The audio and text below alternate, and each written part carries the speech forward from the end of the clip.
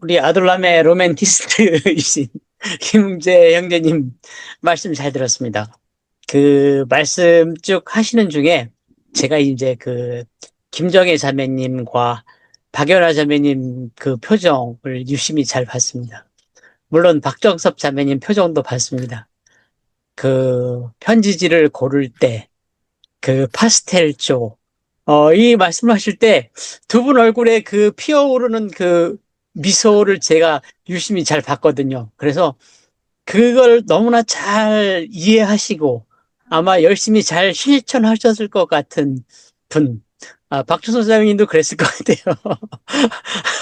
그러셨을 것 같은데, 저도 예전 편지 생각이 납니다. 아, 편지 생각이 나는데, 제가 이제 그 나름 독신주의자였는데, 철도에 처음 들어와서 강원도 영월이라고 하는 집에서 굉장히 많이 떨어져 있는 오지에 근무하면서 한 달에 한 번 이제 봉급 타면은 집에 와서 이제 봉급 탄 거 부모님 드리고 반찬을 싸 짊어지고 가서 자취를 하던 그 시절이 생각나거든요. 그러다가 이제 그 제 집사람이 제 흥사단 동기입니다. 흥사단 동기여서 고등학교 때 같이 흥사단 활동을 했었는데 집사람한테 온 그 편지를 보고 편지가 오가고 그랬던 그래서 편지를 주고받던 그러다가 나중에 이제 독신주의를 깨고 결혼을 하게 된 이런 생각이 이제 많이 났거든요. 많이 났는데 정말 그 인생의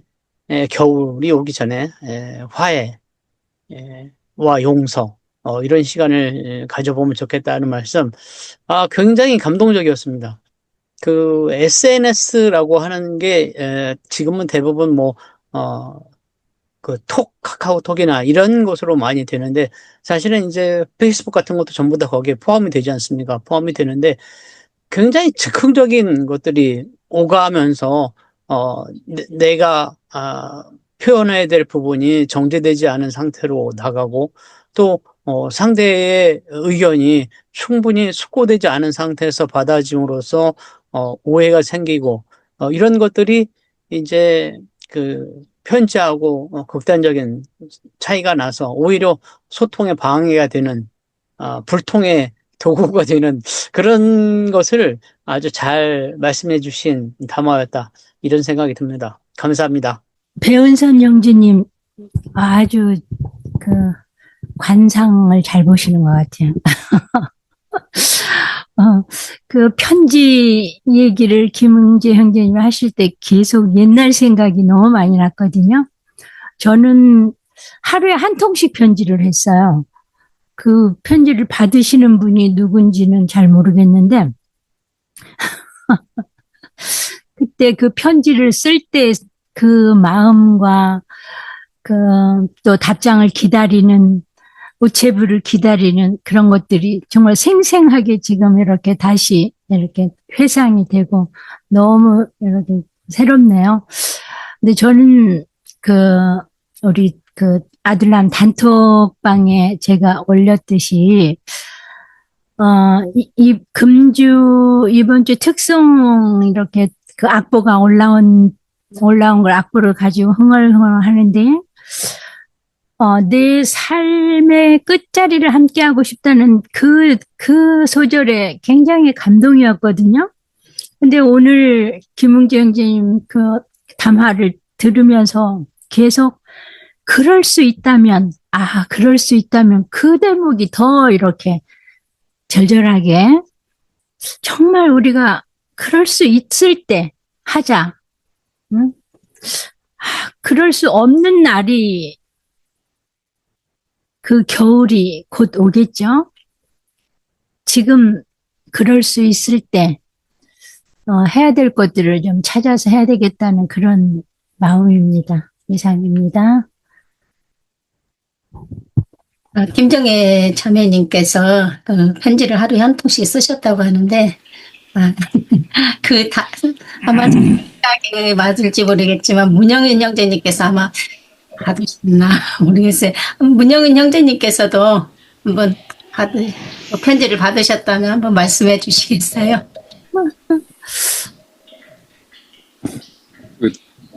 군에 있을 때 유명했어요. 저 매일 오는데 매일 안 갖다 주더라고요. 한 3일에 한 번씩 묶어가지고 이렇게 일주일에 한 2번 정도 이렇게 갖다 줬는데, 그것 때문에 결혼했어요. 오늘 뭐 나온 김에 우리 그 퇴계 이황 선생님께서는 참 저도 이렇게 그 공부하면서도 저는 이제 개인적으로 이 선생님보다도 이황 선생님이 더 통이 크시고 이렇게 안목도 깊지 않나 이렇게 생각이 돼요. 물론 이제 권혁대행자님도 안동 그 유림 그 가문이시지만은 근데 이황 선생님하고는 저는 이제 이상하게 그 안동분이 그 아까 기대성 그분은 유명하고 또 이제 김인우라고 하는 장성에 사시는 그분하고도 친구 관계가 이분은 이제 9살 아래인데 그렇게 또 돈독했다고 하고 그 어려울 때에 서로 얘기를 나눌 수 있는 사람은 김인우뿐이 없다라고 이렇게 얘기할 정도로 했다고 그래요. 그래서 저는 이제 그런 쪽에 더 매력을 느낍니다. 그래서 더 이렇게 찾아 들어가 보려고 하고 있고 그런데 이제 뭐 지금도 이렇게 정치 문제로 참 여러 얘기가 많은데 참 우리가 이황 선생님을 좀 다시 한번 이렇게 생각하면서 또 알면 그런 부분을 좀 극복할 수 있는 힘이 생기지 않나 이런 생각이 들 정도거든요. 그냥 생각이 나서 그냥 주저주저 했습니다. 미안합니다. 오늘 김웅재 형제님 그 담화를 들으면서 복잡한 감정이 많이 들었어요. 여기 지금 뉴질랜드는 겨울이거든요. 이미 겨울이 됐습니다. 늦었습니다. 겨울이 되기 전에 뭔가 좀 했었어야 되는데 그 겨울이 되기 전에 못한 일들이 많이 생각이 났어요. 제가 특히 과거에 뭐 저는 사실 뭐 크게 뭐 자랑할 것도 후회할 것도 없이 그냥 평범하게 살았는데 그래도 늘 마음에 걸리는 것이 하나 있었어요. 뭐냐면은 내가 과거에 내 주변에 나의 도움을 필요로 하던 분들이 적지 않게 있었는데 그게 내 눈에 안 보였던 거예요. 그러니까 그게 늘 마음에 걸려요. 그 중에는 뭐 친척도 있었을 테고 친구도 있었을 테고 동료도 있었고 물론 뭐 그분들이 다 어렵게 살았다 뭐 이런 뜻은 아니고요. 하여튼 제 주변에 이렇게 누군가 다가왔을 때 말은 못했지만은 어려움에 있었던 분들이 분명히 있었던 것 같아요. 지나서 생각하니까 내가 왜 그때 그 사정을 좀 돌아보지 못했을까? 왜 내가 이렇게 무심했을까? 그러니까 사람이란 게 그런 것 같아요. 자신이 답답한 일이 없으면 그걸 잘 몰라요. 제가 사실 아주 어렸을 때 저희 동네가 산동네였는데 노량진이었습니다. 산동네였는데 주변에 못 사는 친구들이 많았어요. 그러니까 조금 밑에 동네는 잘 사는 친구들이고 조금 위에 동네는 못 사는 친구들인데 뭐 같이 어울려서 그 어린 나이에 잘 어울려 막 살고 그랬는데 그때 제가 기억을 했거든요. 주변에 끼니도 제때 못 먹는 친구들이 있었어요. 그러니까 밥 굶기를 밥 먹듯이 했죠. 그러니까 아버지가 어떤 친구 아버지는 그 노량진역에 나가서 지게꾼이었어요. 그러니까 어떤 날 나가서 일이 있으면 지게라도 한 짐 져주고 국수 한 봉지라도 들고 들어와서 나눠 먹었어요, 식구들이. 또 아이들은 왜 이렇게 많은지 그때만 해도 한 7 정도 됐었던 것 같은데. 그래서 그 집 아이들 중에 한 2명 정도가 제 또래였는데 이름도 생각이 나요, 지금. 근데 그렇게 굶었어요. 툭 하면 굶고 또 뭐 국수라도 들고 들어오면 끓여서 먹고 없으면 그냥 물 마시고 자고 이랬다는 거죠. 근데 그거 그냥 무심코 들었어요. 그때 물론 주변에 다른 어려운 사람들도 많았지만 저는 뭐 밥을 굶어 본 적은 없거든요. 그래서 이제 그런 게 피부로 안 왔던 거죠. 그런데 뭐 그거 외에도 나중에 직장 생활하거나 뭐 사회생활 할 때도 주변에 어떤 날 갑자기 찾아온 어떤 친구라든지 친척이라든지, 근데 그 다 이유가 있어서 왔을 텐데 그냥 이야기만 나누다 헤어지고 그걸 몰랐던 거죠. 무심해가지고. 그래서 야, 겨울이 오기 전에 내가 하지 못한 일, 오늘 주제를 들으면서 그게 이렇게 다시 떠올랐고요. 그리고 이 사도 바울이 사실 전도자로서의 삶을 평생 살았잖아요. 근데 이 겨울이 오기 전에 겉옷을 갖다 달라. 사실 겉옷 하나가 뭐 그때 얼마나 비쌌는지 모르겠는데 편지에까지 그 겉옷을 가져다 달라 할 정도로, 그러면 자기가 그렇게 넉넉한 형편이 못 되는 거죠. 주변에 도와줄 다른 사람이 가까이 있지도 않고. 그러면 이 전도자의 삶이 참 마지막에 참으로 어려웠겠구나. 오죽하면 그 먼 데 있는 사람한테 편지할 때 겉옷을 가져다 달라. 겨울이 오기 전에 겉옷. 그게 자기한테는 실제적인 문제죠. 추우면은 고생하니까요.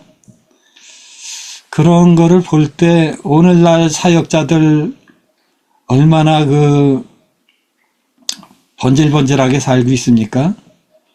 뭐 그런 것까지 뭐 비판하고 싶지는 않지만 좀 과하잖아요. 과한 사람들이 많잖아요. 뭐 미국에 뭐 어느 목사는 뭐 재산이 뭐 몇백억이다. 뭐 한국도 그렇잖아요. 뭐 대형교회 어느 목사는 뭐 전별금이 몇백억이다. 이게 도대체 왜 오늘날 기독교가 이 모양이 됐나? 물론 훌륭한 사역자들, 숨은 일꾼들도 많이 있지만 왜 이 종교라는 간판만 뒤집어 씌워지면 이렇게 변질이 되고 왜 왜곡이 되는가? 성경이 그렇게 가르치고 있지 않은데 그 사람들은 성경책을 읽을 때 뭐 거꾸로 들고 읽는 것인가? 왜 이런 일이 있을까? 그런 안타까움이 있었습니다. 오늘 겨울을 생각하게 하는 좋은 말씀 감사드립니다. 이상입니다. 예, 오늘 담화의 주제에 대해서 많이 생각을 할 수 있는 여러 가지 입장에서 저한테 주는 메시지가 많았던 것 같습니다. 특히 첫 번째로 이게 편지라는 것이 좀 쉽게 이게 쓰여져야 되는데, 바울 서신서, 특히 로마서는 그렇게 만만하게 볼 서신이 아니었던 것 같아요. 쉽게 이해를 해야 되는데 참 어려운 부분이 있었었다.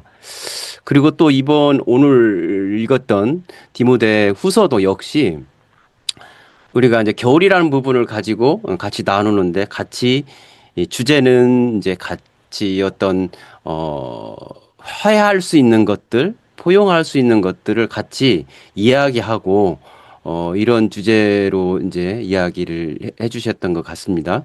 특히 이 편지를 쓰는 그 태계 이왕의 어떤 스승과 제자 사이 4년간에 주고받던 그런 편지 주제를 가지고 스승과 제자라면 과연 그렇게 그 자기가 이념이 틀린데, 생각이 틀린데 이걸 화합하면서 편지를 쓸 수 있었을까?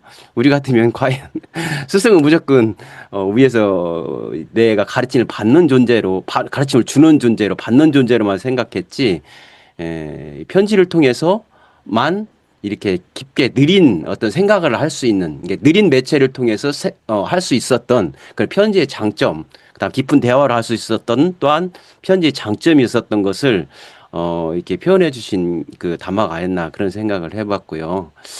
그래서 우리가, 저는 이게 느린 속에서도 오늘 신사능 형제님 참 느리게 말을 잘 해주니까 쏙쏙 잘 들어왔거든요. 이렇게 느리게 말하는 것이 우리한테 많은 영감도 주고 생각할 수 있는 거리를 주는 것이 아닌가 그런 생각을 해봤거든요. 또 오늘 디모데 후서에서 그 이게 바울의 어떤 인간적인 면을 많이 좀 느낄 수 있었었어요. 아, 자기가 다른 서신서에서는 신의 버금가는 성경의 어떤 권위적인 말을 많이 사용을 해서 이렇게 표력을 했는데 이 부분은 너무나 인간적인 말 그대로 너무나 인간적인 말을 많이 필요로 해줬고 또 한 가지는 제일 읽으면서 마음이 조금 안 좋았던 부분은 바로 그거거든요. 구리세공 알렉산더 그대도 그를 경계하라. 그는 우리 말에 몹시 반대하였습니다. 이런 말을 마지막 그 감옥에서 자기가 죽을지도 모르는 그런 감옥에 썼다는 얘기죠. 그래서 마지막이면 좀 더 화해의 제스처를 쓸 수 있을 그런 내용이었었지 있었지 않았을까? 이런 참 아쉬움이 있었어요. 그래서 알렉산더는 얼마나 이 말을 이 편지를 읽고 마음의 상처를 받았을까? 저는 이제 그거에 대해서 좀 역시 바울도 종교인이었고 어쩔 수 없는 사람이었다라는 생각을 했었고요. 마지막으로 제가 최근에 드라마를 보면서 행복한 천국의 계단입니까? 거기에서 그런 얘기를 하더라고요. 그도 그럴 만한 이유가 있겠지. 그러니까 그럴 만한 이유가 있겠지라고 하면 이해할 수 없는 게 없고 다 이해할 수 있다는 뜻이죠. 그 사람하고 어떤 언쟁을 할 필요도 없다라는 그런 얘기를 했어요. 그러니까 그도 그 사람도 그럴 만한 이유가 있겠지. 어떤 사연이 있다는 뜻이요. 그러니까 그 주장을 그 의견을 펼칠 그럴 만한 이유가 있겠지라는 그런 얘기를 들었거든요. 그래서 이 말도 참 내 삶에서 귀담아야 될 그런 말이 아니었을까 이런 생각이 들었습니다. 이상입니다. 제가 오늘 노래를 뭘 할까 고민을 하다가 김웅재 사장님한테 부탁을 드려서 노래를 전달받고 제가 계몽이 됐습니다. 이 노래를 이게 보면은 그러니까 이게 찬송가에서 중요한 게 가사거든요. 멜로디는 뭐 어떤 걸 갖다 써도 전달을 정확하게 할 수 있으면 그게 제일 중요하거든요. 그러니까 가사의 전달을 위해서 곡이 필요한 건데 저는 이 노래를 어떻게 받아들였냐면 처음에는 몰랐어요. 그냥 가요겠지 이렇게 생각을 하고 들었는데 나중에 보니까 이 노래의 가사는 예수님이 겟세마네 동산에서 드렸던 마지막 기도였을 것이다 라는 생각이 들었습니다. 가사 내용을 한번 보십시오. 그리고 가사 중에 내 가난한 삶과 영혼이 아니고 내 가난한 살과 영혼이에요. 가사가.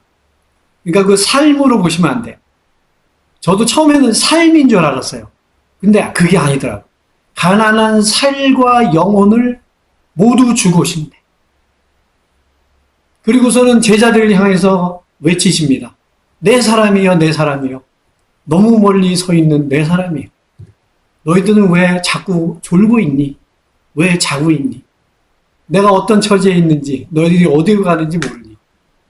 저는 이 노래를 또 연습하면서 어떤 걸 느꼈냐면, 확신과 공감이라고 하는 단어가 굉장히 떠올랐어요.